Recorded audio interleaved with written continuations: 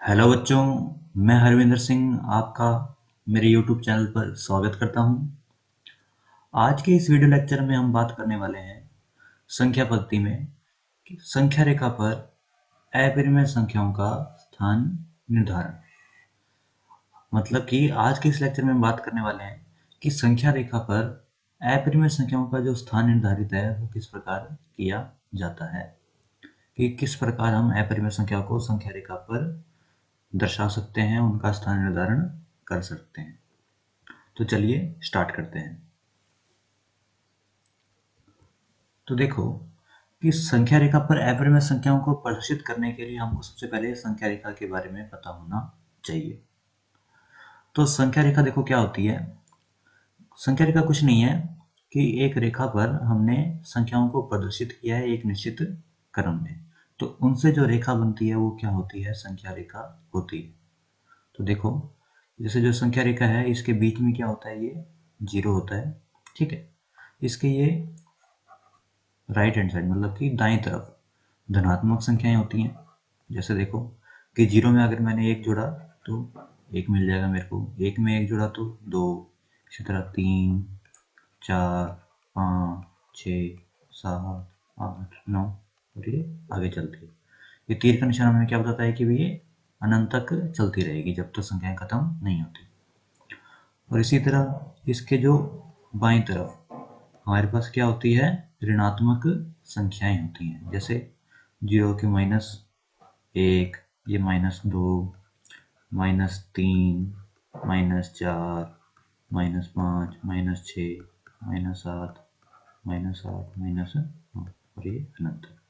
ये निशान हमको बताता है कि ये अनंत तक चलती रहेंगी। तो ये जो रेखा होती है जिसमें हमने संख्याओं को प्रदर्शित किया हुआ है, तो ये हमको इसको क्या कहते हैं, इसको संख्या रेखा कहते हैं, ठीक है। तो संख्या रेखा ये होती है कि एक रेखा पर हमने संख्याओं को प्रदर्शित कर रखा है एक निश्चित क्रम में। जैसे कि जीरो के बाद एक आया, एक के बाद दो आया, एक निश्चित क्रम है ना कि बढ़ रही है लगातार। ऐसे ही यहाँ पे ये लगातार घट रही है नेगेटिव साइड में और पॉजिटिव साइड में ये बढ़ रही है। तो ये हमको क्या कहलाती है, ये संख्या रेखा, ठीक है। अब हम बात करते हैं कि परिमेय संख्याओं का स्थान निर्धारण किस बार किया जाता है। हमको अपरिमेय संख्याओं का स्थान निर्धारण करना है, लेकिन उससे पहले देखें कि हम परिमेय संख्याओं को किस प्रकार स्थान निर्धारण कर सकते हैं, ताकि हमको जो अपरिमेय वाला है उसकी हमको पता चले कि भी उसमें वहाँ पे हमारे को क्या दिक्कत आती है, हम क्यों उसका सिंपल तरीके से स्थान निर्धारण नहीं कर सकते, और फिर उसके बाद हमको क्या जो ट्रिक है या क्या हमको प्रोसीजर अपनाना पड़ता है ताकि हम उसका जो स्थान निर्धारण कर सकें। तो देखिए हमारे पास ये 5 अपरिमेय संख्याएं हैं। कौन कौन सी, 1/2, 3/2, 11/4, -3/2, -8/3। हमको इन पांचों संख्याओं का स्थान निर्धारण करना है। तो इसका स्थान निर्धारण हम किस प्रकार कर सकते हैं, ठीक है। तो देखिए सबसे पहले हम इस पे संख्याओं को लिख लेते हैं कि ये बीच में हमारे पास संख्या एक है, ठीक है। उसके बाद यहाँ से इसमें एक जोड़ा तो ये वन, उसके बाद फिर ये एक जोड़ा, ये येलो लाइन देखो आप, दो, फिर ये तीन और ये चार। इसी तरह यहाँ पे -1, -2, -3, ठीक है। अब हमको क्या करना है, ये जो पांचों संख्याएं हैं इनका स्थान निर्धारण करना है। तो हम एक एक करके इनको लेते हैं, ठीक है। तो देखो आपको कोई भी अगर मिश्र भिन्न संख्या दे रखी हो, कोई अगर आपको भिन्न संख्या दे रखी हो, जैसे 1/2 दे रखी है ना, उसके बाद क्या थी हमारी 3/2, उसके बाद क्या थी 11/4, उसके बाद क्या थी -3/2, उसके बाद क्या थी -8/3। देखो आपको कोई भी अगर भिन्न संख्या दे रखी है और अगर आपको उसका स्थान निर्धारण करना है संख्या रेखा पर, तो आप उनको क्या है मिश्र भिन्न में परिवर्तित कर लो। जैसे देखो 1/2 की मिश्र भिन्न तो क्या होगी 1/2 ही। 3/2 को हम क्या लिख सकते हैं, 1 सही 1/2। 11/4 को हम क्या लिख सकते हैं, 2 सही 3/2। 4 माइनस 3/2 क्या लिख सकते हैं, -1 सही 1/2 और -8/3 को क्या लिख सकते हैं हम, -2 सही 2/3। ठीक है, तो हमने सभी जो भिन्न संख्या थी उनको मिश्र भिन्न में हमने लिख लिया। ठीक है, अब इसके बाद क्या है, हम इनका संख्या रेखा पर स्थान निर्धारण करते हैं। तो देखो कैसे करेंगे हम। मान लो कि हमारे पास कोई संख्या रेखा है, ठीक है, और ये हमारे पास है, ये बीच में 0, ये 1, ये 2, ये 3। ठीक है, इसी तरह -1 -2। तो अब हम बात करते हैं सबसे पहले पहले भिन्न की, जो क्या है हमारी 1/2। 1/2 मतलब कि आधा हमको साफ दिख रहा है। देखो ये हमारा है 0, ये हमारा है 1। ठीक है, तो इसको क्या है, हमने दो बराबर भागों में बांट दिया, ये वाला भाग और ये वाला भाग। तो ये जो इसका मध्य बिंदु है, ये हमारा क्या होगा, 1/2 है ना। 0 और 1 का आधा क्या होता है, आधा ही होता है। तो ये हमारी होगी 1/2। ठीक है, इसके बाद हम बात करते हैं 3/2 की, कि 3/2 को हम कैसे प्रदर्शित कर सकते हैं। तो 3/2 का हमने मिश्र भिन्न में क्या है, 1 सही 1/2। तो हमको किसको बताना है, 1 सही 1/2। तो देखो एक तो यहाँ पे है पूरा, तो यहाँ से 1 तक चलो सीधा, ये 1 तक हम चल। ठीक है, उसके बाद क्या कह रहा है ये, कि आधा। तो जो आगे वाली संख्या है उसको दो बराबर भागों में बांटो, वहां बराबर भागों में बांट लिया। ठीक है, तो ये एक पार्ट और ये एक पार्ट, इसका जो पहला पार्ट है वो क्या होगा, आधा। तो ये जो पॉइंट होगा हमारा वो क्या होगा, 1 सही 1/2। मतलब कैसे, कि देखो ये जो यहाँ से यहाँ तक तो क्या है 1, और यहाँ से यहाँ तक कितना है, आधा। तो इन दोनों को हम जोड़ेंगे तो क्या होगा, वो 1 सही 1/2। ठीक है, तो इस तरह हम इन भिन्न संख्याओं को प्रदर्शित कर सकते हैं। इसी तरह 11/4 को हम कैसे लिखेंगे, तो देखो 11/4 को हमने मिश्र भिन्न में क्या लिखा है, 2 सही 3/4। मतलब कि 2 तक हमको पूरा जाना है, और उसके बाद जो आगे वाली संख्या है उसको 4 भागों में विभाजित करना है। उसमें से 3 भाग पे जो बिंदु होगा वो क्या होगा, 2 सही 3/4। तो देखो यहाँ से हम अब 2 तक चलते हैं, यहाँ हम 0 से स्टार्ट किया, 2 तक सीधा चले, ये हम 2 तक पहुँच गए। ठीक है, तो 2 हमारे पूरे हो गए। जो 2 सही 3/4 है उसमें से 2 तो हम पहुँच गए। अब जो आगे की संख्या है उसको क्या है, 4 भागों में बांटना है, 1 2 3 4। ये एक पार्ट, ये एक पार्ट, ये एक पार्ट, ये एक पार्ट। इसके बाद हमको 3 भाग लेने हैं, तो 1 2 3। ये जो हमारा पॉइंट है वो क्या होगा, 2 सही 3/4। ठीक है, तो ये जो हमारा पॉइंट है यहाँ पे वो हमारा 2 सही 3/4। तो हम इसको लिख सकते हैं 2 सही 3/4। ठीक है, अब इसी तरह बात करते हैं हम -3/2 की। तो देखो माइनस है, मतलब कि ये इस दिशा में काम करेगा। तो देखो इसको हमने मिश्र भिन्न में लिख दिया, तो क्या हो गया, -1 सही 1/2। तो देखो 0 से 1 तक तो हमको पूरा जाना है। उसके बाद जो आगे वाली संख्या है उसको कितने भागों में विभाजित करना है, 2 भागों में। ये हमने इसको 2 भागों में विभाजित कर दिया, और उसके बाद हमको क्या लेना है, एक पार्ट। तो ये एक पार्ट हमने इसको ले लिया। तो ये जो हमारा पॉइंट है वो क्या होगा, -3/2 या फिर -1 सही 1/2। ठीक है, इसके बाद हम बात करते हैं -8/3 की। तो इसको हम कैसे प्रदर्शित कर सकते हैं, ये है मिश्र भिन्न में -2 सही 2/3।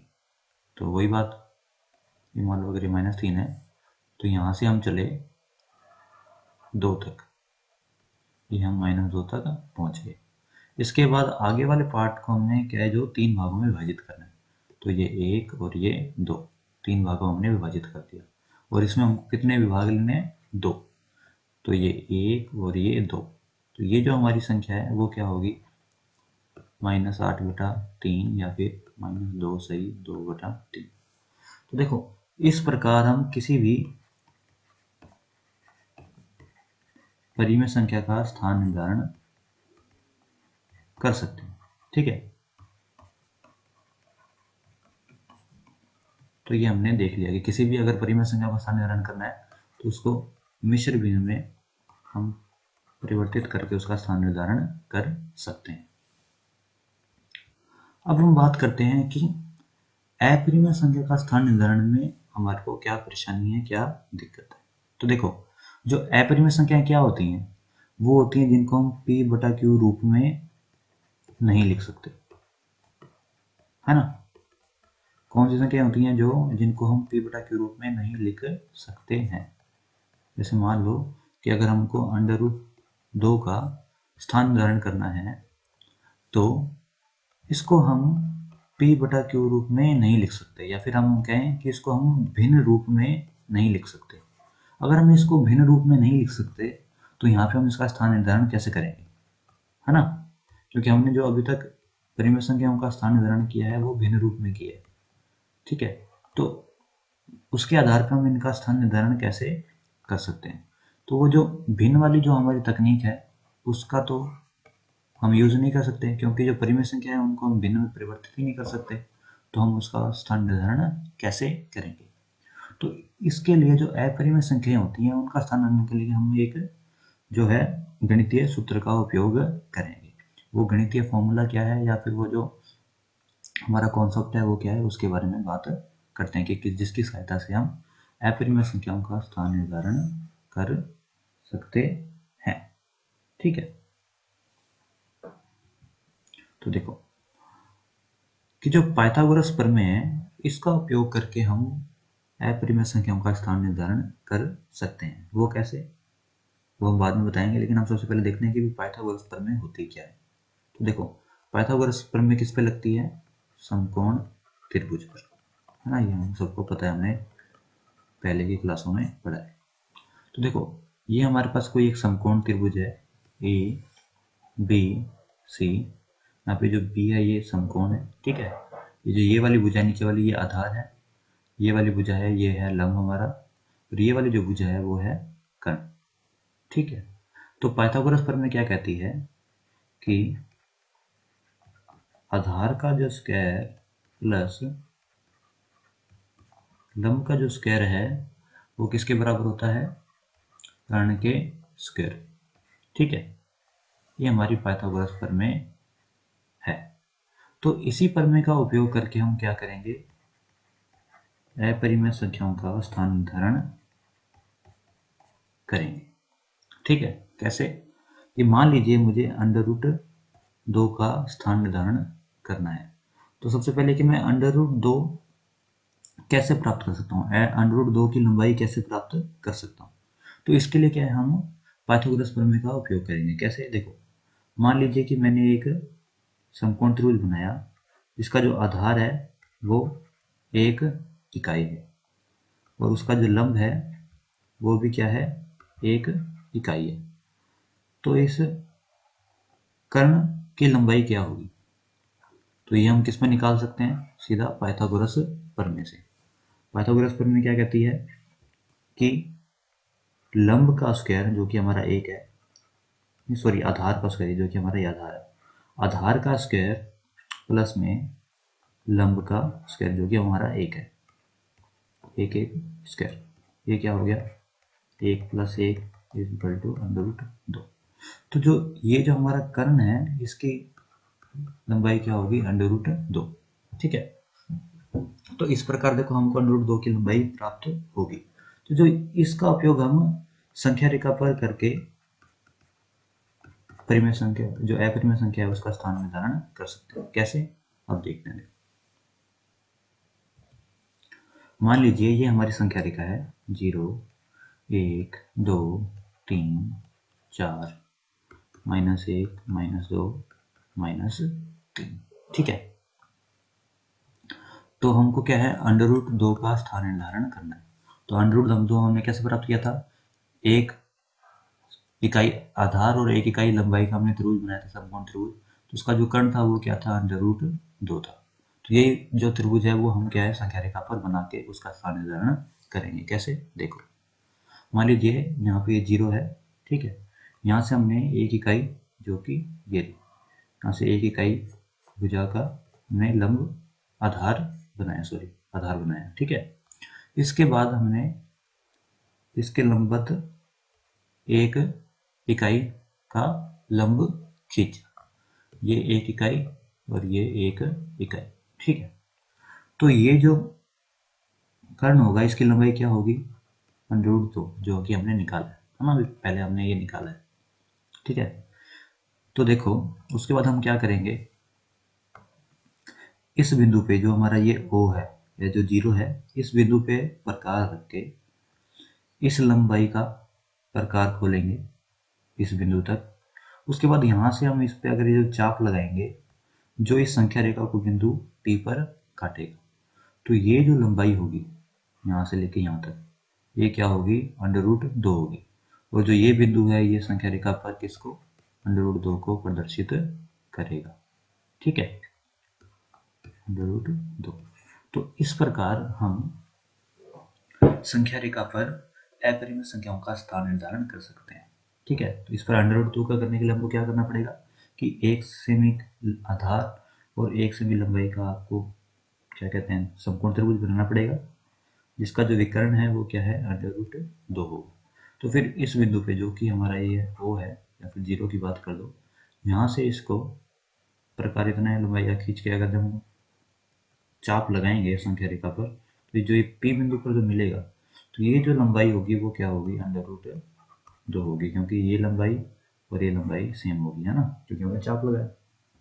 तो इस प्रकार हम अपरिमेय संख्याओं का स्थान निर्धारण कर सकते हैं।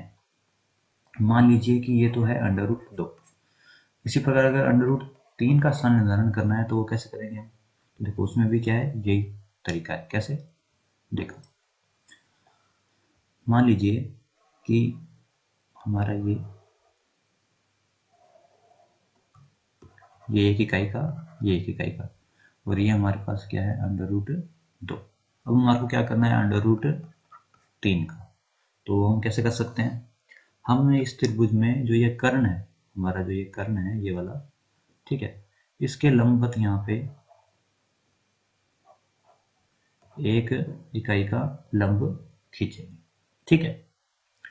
और फिर इसे हम नया त्रिभुज बनाएंगे। तो ये जो, अब देखो ये भी क्या है, समकोण त्रिभुज है, ये इसका क्या हो गया, आधार हो गया, ये इसका लंब हो गया। तो इस कर्ण की क्या लंबाई होगी, तो देखो आधार स्क्वायर गुणा प्लस लंब स्क्वायर। तो आधार स्क्वायर देखो क्या है, √2 का स्क्वायर प्लस 1 का स्क्वायर, 2 + 1 इज इक्वल टू √3। तो ये जो हमारा जो ये कर्ण होगा इसकी लंबाई क्या होगी, √3। उसके बाद हम क्या करेंगे, इस बिंदु पे प्रकार रख के इतनी लंबाई का प्रकार हम खोलेंगे और उसके बाद इसका यहाँ पे हम जो है चाप लगा देंगे। तो ये जो बिंदु P' होगा ये हमारा क्या होगा, √3 होगा। और जो बिंदु P है ये किसको बताएगा, √3 को संख्या रेखा पर दर्शाएगा, ठीक है, संख्या रेखा पर दर्शाएगा, संख्या रेखा पर प्रदर्शित करेगा। तो इस प्रकार पाइथागोरस प्रमेय का उपयोग करके हम किसी भी अपरिमेय संख्या को संख्या रेखा पर प्रदर्शित कर सकते हैं। तो बच्चों आज के लेक्चर में इतना ही। आगे हम प्रश्नावली 1.2 के क्वेश्चन हल करेंगे। और अगर आपको ये जो कॉन्सेप्ट है समझ में आया हो, आप संख्या रेखा पर किसी भी अपरिमेय संख्या का स्थान निर्धारण करना सीख गए हैं, तो इस वीडियो को लाइक करें, सब्सक्राइब करें, शेयर करें। धन्यवाद।